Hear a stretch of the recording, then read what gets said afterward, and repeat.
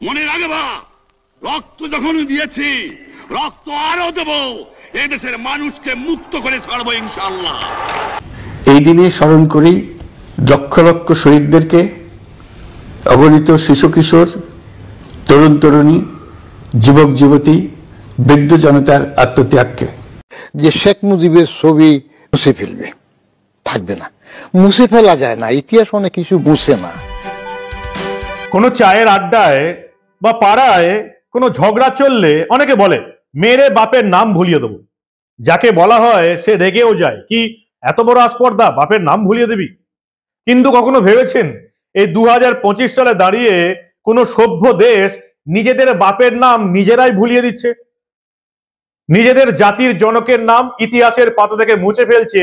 এমন একটা দেশ, যে দেশটা এই মুহূর্তে মৌলবাদীদের দেশ, মূর্খ এবং বেঈমানদের দেশ। কিন্তু নোবেলের শান্তি পুরস্কার পাওয়া কোনো মানুষের রাজত্বকালে যে এরকম অশান্তির বার্তা বয়ে আনবে, সেটা মনে হয় গোটা পৃথিবী ভাবতে পারেনি।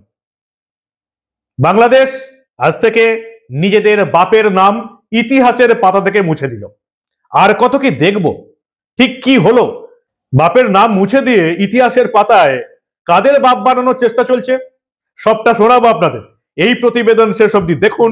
আমি মানব, দ্য নিউজ বাংলায় আপনাদের স্বাগত জানাচ্ছি। এতদিন যেটা শুনছিলাম সেটা এবার শোনা কথা থেকে বাস্তবে পরিণত হলো। ঠিক কি হলো এবার? মুজিবুর রহমান নন, বাংলাদেশে বদলে গেল স্বাধীনতার ঘোষণাকারীর নাম। নতুন পাঠ্য বই চালু হলো মোহাম্মদ ইউনূসের রাজত্বকালে। ভাবুন একবার, 5ই আগস্ট বাংলাদেশে ক্ষমতাচ্যুত হলেন শেখ হাসিনা। নির্বাচিত সরকারকে ক্ষমতাচ্যুত করা হলো ছাত্র আন্দোলনের মাধ্যমে।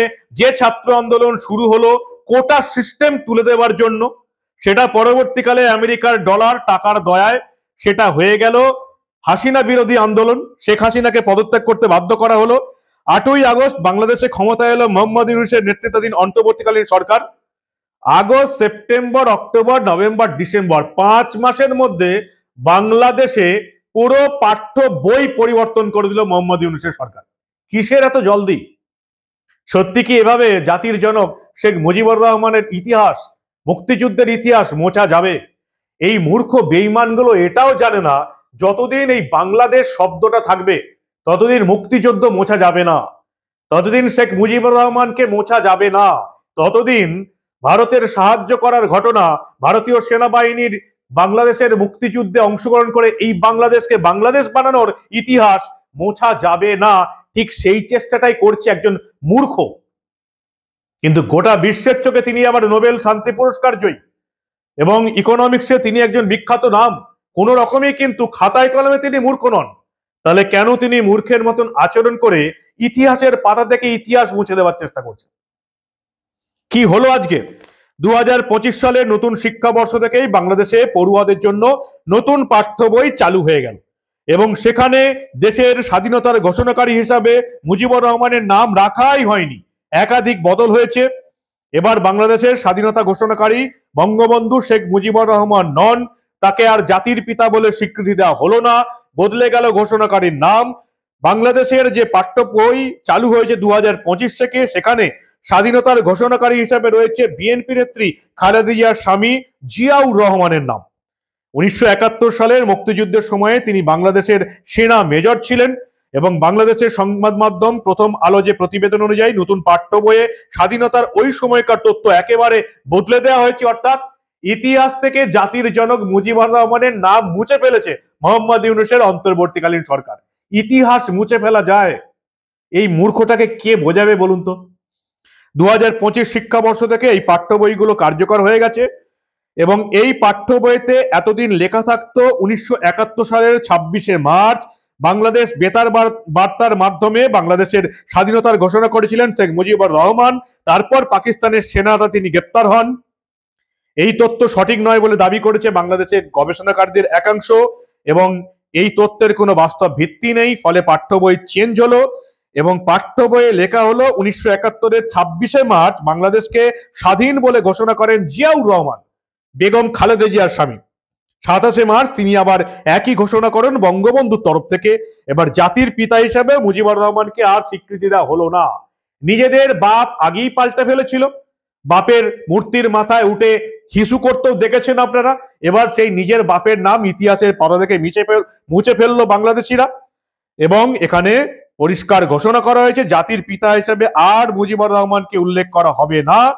এবং যেটুকু জানা যাচ্ছে এই বইগুলো নাকি শেখ হাসিনা ক্ষমতায় আসার পরেই চালু হয়েছিল, তাই সেগুলোকে বাতিল বলে ঘোষণা করা হলো। শেখ মুজিবুর রহমান বাংলাদেশের মুক্তিযুদ্ধের সময় সবচেয়ে আলোচিত নাম, এবং যার হাত ধরে বাংলাদেশ পূর্ব পাকিস্তান থেকে বাংলাদেশ হয়েছিল। তার বক্তৃতা এখনো যদি আপনারা ইউটিউবে শোনেন এবং আপনার মধ্যে যদি সামান্যতম বিপ্লবী বা বিদ্রোহের ছায়া থাকে, আপনি যদি পরিবর্তন চান, তাহলে শেখ মুজিবুর রহমানের সেই বক্তৃতা এখনো আপনার রক্ত গরম করে দেওয়ার পক্ষে যথেষ্ট। আমি বারবার শুনে থাকি, আপনারাও আরো একবার শুনুন আমার সঙ্গে সেই রক্ত গা গরম করা বক্তব্য। শুনুন আপনারা। বাংলার মানুষ মুক্তি চায়, বাংলার মানুষ বাঁচতে চায়, বাংলার মানুষ তারা আজ তার অধিকার চায়। কিন্তু দুঃখের বিষয়, আজ দুঃখের সঙ্গে বলতে হয় 23 বছরের করুণ ইতিহাস, বাংলার অত্যাচারের, বাংলার মানুষের রক্তের ইতিহাস, 23 বছরের ইতিহাস, মুমূর্ষ নরনারীর আর্তনাদের ইতিহাস, বাংলার ইতিহাস, এদেশের মানুষের রক্ত দিয়ে রাজপথ রঞ্জিত করার ইতিহাস। 1952 সালে রক্ত দিয়েছি, 1954 সালে নির্বাচনে জয়লাভ করেও আমরা গদিতে বসতে পারি নাই। 1958 সালে আইয়ুব খান মার্শাল ল জারি করে 10 বছর পর্যন্ত আমাদের গোলাম করে রেখেছে। 1967 সালে 6 দফার আন্দোলনে 7ই জুনে আমার ছেলেদের গুলি করে হত্যা করা হয়েছে। ভালো হবে না, 7 কোটি মানুষকে তাবায় রাখতে পারবো না। আমরা যখন মরতে শিখেছি তখন কেউ আমাদের দবাতে পারবে না। যে পর্যন্ত আমার এই দেশের মুক্তি না হবে, খাজনা ট্যাক্স বন্ধ করে দেওয়া হলো, কেউ দেবে না। মনে রাখবা, রক্ত যখন দিয়েছি, রক্ত আরো দেব, এই দেশের মানুষকে মুক্ত করে ছাড়বো ইনশাআল্লাহ। কিন্তু বাংলাদেশের ইতিহাস কি বলছে? যে ইতিহাসটা মোছার চেষ্টা করছে পাঠ্য বই থেকে মোহাম্মদ ইউনূসের বর্তমানের অন্তর্বর্তীকালীন সরকার। এরা ভাবছে ইতিহাসের পাতা থেকে 2টো পাতা ছিঁড়ে দিলেই পুরো ইতিহাসটা মুছে ফেলা যাবে। ইতিহাস কি বলছে? 1971 25শে মার্চ রাতে পশ্চিম পাকিস্তানি হানাদার বাহিনী পূর্ব পাকিস্তানের নিরস্ত্র বাঙালিদের ওপর গণহত্যা চালানো। হিন্দু এবং মুসলিমদের কচুকাটা করা হলো বাংলাদেশিদের। হিন্দু নারীদের পাশাপাশি মুসলমান নারীদের অত্যাচার করা হলো। এবং এই জেনারেল টিক্কা খানের নির্দেশে যে কি কি অত্যাচার করা হয়েছিল সেটা পড়লে আপনারা এখনো শিউরে উঠবেন। যুদ্ধের পর যখন হিন্দু এবং মুসলমান নারীদের, এই সমস্ত খান সেনাদের গারদে আটকে থাকা নারীদের উদ্ধার করা হয়, তাদের অবস্থা দেখে গোটা পৃথিবীর মানুষ চমকে উঠেছিল, শিহরিত হয়ে উঠেছিল সেই ছবি দেখে বিশ্ববাসী। 1971 25শে মার্চ শুরু হলো পাকিস্তানের হানাদারদের অভিযান। বাংলাদেশি পুরুষ নারীদের উপর ঝাঁপিয়ে পড়ল এবং তার মধ্যেই তা গ্রেপ্তার করা হলো মুক্তিযুদ্ধের নায়ক শেখ মুজিবুর রহমানকে। কিন্তু তার আগেই বাংলাদেশ বেতার বার্তার মাধ্যমে শেখ মুজিবুর রহমান বাংলাদেশের স্বাধীনতার ঘোষণা করে দিলেন। বেতার বার্তার মাধ্যমে মুজিবুর রহমানের সেই স্বাধীনতার বার্তা গোটা বাংলাদেশে ছড়িয়ে পড়ল। ইতিহাস কি মুছে ফেলা যাবে? তারপর আমরা দেখলাম যে 27শে মার্চ এই যে জিয়াউর রহমান, যাকে বর্তমানে নতুন ঘোষক, স্বাধীনতার নতুন ঘোষক বলে দাবি করছে মোহাম্মদ ইউনূসের সরকার, 27শে মার্চ কোন একটা জায়গা থেকে এই জিয়াউর রহমান বেতার বার্তা দিলেন স্বাধীনতার এবং নিজেকে এই অস্থায়ী সরকারের প্রধান বলে দাবি করলেন। কিন্তু ওর মধ্যেই পাকিস্তান হানাদারদের আক্রমণ, মুসলমান নারী হিন্দু নারীদের উপর অত্যাচার, হিন্দু মুসলমান নির্বিশেষে বাঙালিদের উপর অত্যাচার, এই ঘটনার মধ্যেই কিন্তু মানুষজন খেপে উঠল বাংলাদেশে। তারা শেখ মুজিবুর রহমানের পরিবর্তে জিয়াউর রহমানকে এই অস্থায়ী সরকারের প্রধান বলে মেনে নেয়নি। তারপরে কি হলো? তারপরে দেখলাম যে 28শে মার্চ তিনি, এই জিয়াউর রহমান, আবার তিনি এলেন নিজের ভুল স্বীকার করলেন 28 এবং 29 মার্চ। 29 মার্চ তার শেষ ঘোষণা হলো, সেখানেও তিনি ভুল সংশোধন করলেন এবং নিজেকে আর তারপর থেকে অস্থায়ী সরকারের প্রধান বলে ঘোষণা করেননি। অর্থাৎ ওই 1971, 25 থেকে 28 মার্চ এত কিছু কাণ্ড ঘটে গেল, বাংলাদেশের মানুষ কিন্তু শেখ মুজিবুর রহমানের পাশেই ছিল, যে ইতিহাস মুছে ফেলতে চাইছে মোহাম্মদ ইউনূসের সরকার। অবিশ্বাস্য ব্যাপার। এমনকি শেখ হাসিনার আওয়ামী লীগ যদি ভোটে অংশগ্রহণ করতে না পারে, এই মুহূর্তে যদি ভোট হয়, তাহলে যাদের ক্ষমতায় আসার সম্ভাবনা সেই বিএনপি জোটও কিন্তু শেখ মুজিবুর রহমানের নাম ইতিহাসের পাতা থেকে মুছে ফেলার এই চেষ্টাকে সমর্থন করছে না। বাংলাদেশের রাজনৈতিক ইতিহাসে আপনারা আওয়ামী লীগ বনাম বিএনপির লড়াই আপনারা জানেন, আপনারা শেখ হাসিনা বনাম বেগম খালেদা জিয়ার লড়াইয়ের কথা জানেন। দুজন দুজনের প্রতিদ্বন্দ্বী সেই বহু বছর ধরে, বহু দশক ধরে, কেউ কাউকে দেখতে পারেন না।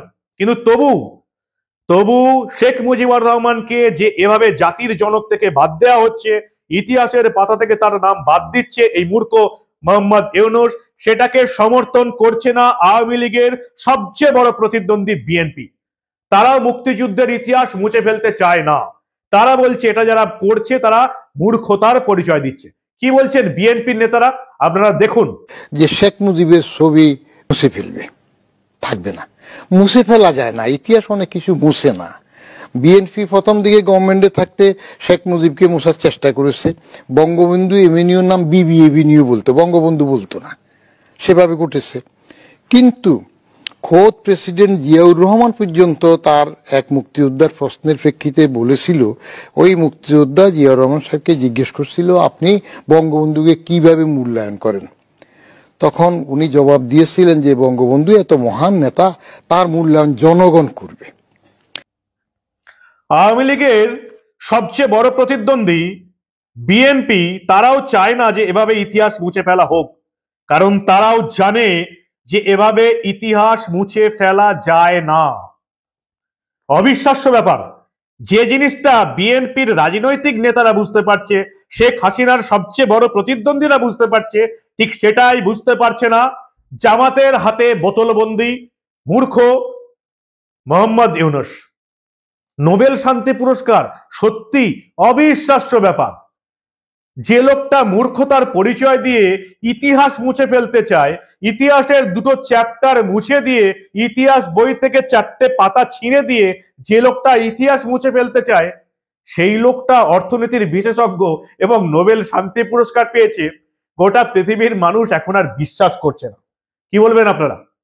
সম্পূর্ণ মৌলবাদী এবং জামাতিদের হাতে চলে গেছে মোহাম্মদ ইউনূসের এই অন্তর্বর্তীকালীন সরকারটা, এবং যে কারণে আজকে চট্টগ্রাম আদালতে সন্ন্যাসী চিন্ময় মহারাজের জামিন হলো না, এবং একজন মুসলিম বিচারপতি এটা পর্যন্ত বলতে পারলেন না যে কেন জামিন হলো না।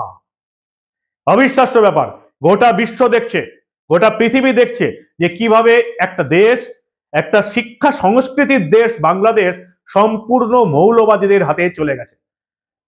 এখন বাংলাদেশ আফগানিস্তান হয়েছে, কিছুদিন পরে যে সিরিয়া হয়ে যাবে সেটা এই পৃথিবীর সব মানুষ বুঝতে পারছে। কি বলবেন আপনারা? এতদিন যে গালাগালটা আমরা এ রাজ্যে দিতাম, মেরে বাপের নাম ভুলিয়ে দেবো, আর কিন্তু সেটা গালাগাল রইল না। এখন বাপের নাম নিজেরাই ভুলিয়ে দিচ্ছে বাংলাদেশিরা। বাপের নাম ইতিহাসের পাতা থেকে আজকে মুছে দিল এই বাংলাদেশিরা মোহাম্মদ ইউনূসের রাজত্বটা। কি বলবেন? আপনাদের মূল্যবান এবং গুরুত্বপূর্ণ মতামত জানান দা নিউজ বাংলার কমেন্ট সেকশনে। আর দেখতে থাকুন দা নিউজ বাংলা। আমরা আবার আন্তর্জাতিক দুনিয়ার এই ধরনের কোনো খবর, এবং বিশেষ করে সেটা যদি বাংলাদেশিদের কমেডি সার্কাস হয়, তাহলে তো আর চেপে রাখতে দেব না।